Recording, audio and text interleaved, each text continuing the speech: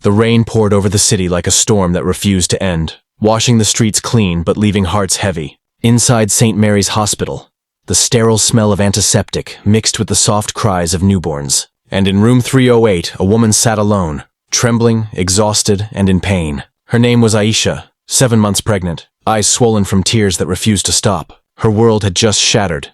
Her husband, Rehan, the man she had trusted with her heart, had betrayed her. But tonight, something far darker was about to unfold.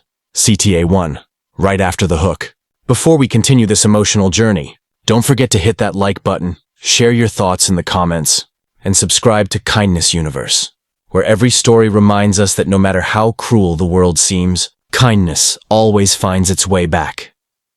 Aisha had been admitted earlier that evening after sudden cramps sent shockwaves through her abdomen. She had begged Rehan to come, but his phone went unanswered. Her mother had passed away years ago, and her father, well, she never knew who he was. All she had was Rehan. Or so she thought. Hours passed, nurses came and went, and the thunder rolled outside like a warning. Then the door opened, and in walked Sana, tall, confident, eyes sharp with fury. She was everything Aisha wasn't at that moment. Composed, proud, and dangerous. Aisha blinked, confused. "Who are you?" she asked softly. Sana's lips curved into a bitter smile. "Who am I?" "The woman your husband has been sleeping with for a year." The words hit harder than the storm outside. Aisha's heartbeat raced, her vision blurred. "No, that can't be true," she whispered. "Oh, it's true," Sana said, stepping closer. "Rehan and I were supposed to be together. But then you came along.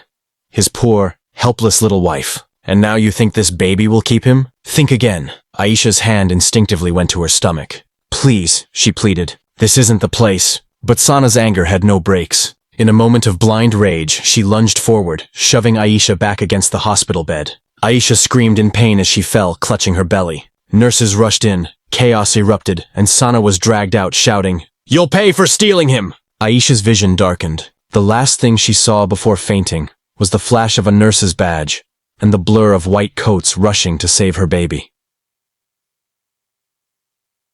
When she woke up hours later, everything felt silent. Too silent. A faint beeping sound echoed beside her, and the doctor stood at her bedside. "Mrs. Aisha," he said softly, "you and the baby are safe now, but you need to rest." Her tears rolled silently. "Where's my husband?" The doctor hesitated. "He came, but left after the police arrived. There was an incident. The woman who attacked you is being questioned." That night, Aisha lay in bed staring at the ceiling. Her world was collapsing, and yet somewhere deep inside, she felt something stir. Not just pain, but strength. She decided then, she would not be a victim. The next morning, the hospital room door creaked open. A man in his late 60s entered, tall, silver-haired, wearing an expensive coat. His eyes carried the weight of guilt and sorrow. "Mrs. Aisha," he said gently, "I heard what happened. May I come in?" Aisha frowned. "I don't know you." He smiled faintly. "No, you don't. But I've known you. From afar, for years." She tensed. "Who are you?" He took a deep breath. "My name is Farooq Malik. I'm your father." The world seemed to stop. Tears blurred her eyes again. Not the kind of tears that came from betrayal, but from confusion, disbelief, and a lifetime of questions. "My father?" she whispered.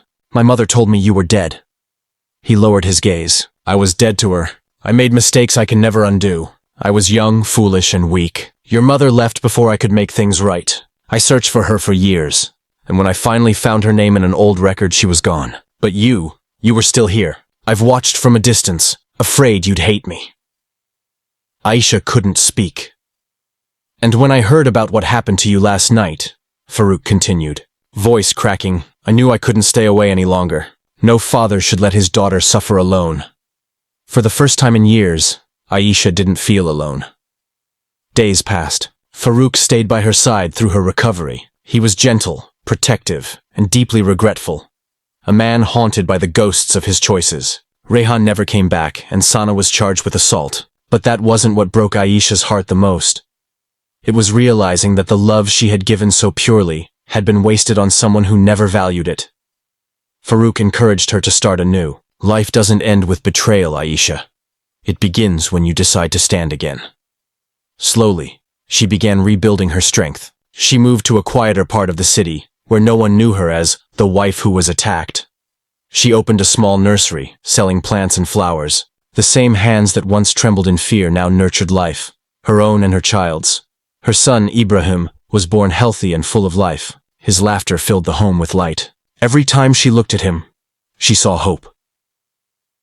3 years later, Aisha stood in front of her shop, watering the plants when a car pulled up. Out stepped Rehan, thinner, desperate, eyes full of regret. He approached her slowly. "Aisha, I heard you had a baby." "Our baby." She turned, calm but firm. "My baby. I made a mistake," he said, tears forming. "I left because I was scared. Sana," she lied, "manipulated me. I lost everything. My job, my peace, my life. Please, give me another chance." For a long moment, Aisha just looked at him. Once upon a time, those words would have melted her heart. But now, she was different. "You know," she said quietly, "when you broke me, I thought I'd never breathe again. But pain teaches you who you are. I don't hate you, Rehan. I just don't need you anymore." He lowered his head, speechless. As he walked away, Farouk appeared beside her, holding Ibrahim's hand. "You did the right thing," he said softly. "I know," she replied, smiling faintly, "because now I finally know who I am, and where I come from." She looked at her father, the man she had once thought didn't exist, and realized something profound. Sometimes, life takes everything from you only to return what truly matters. CTA 2, before the final message.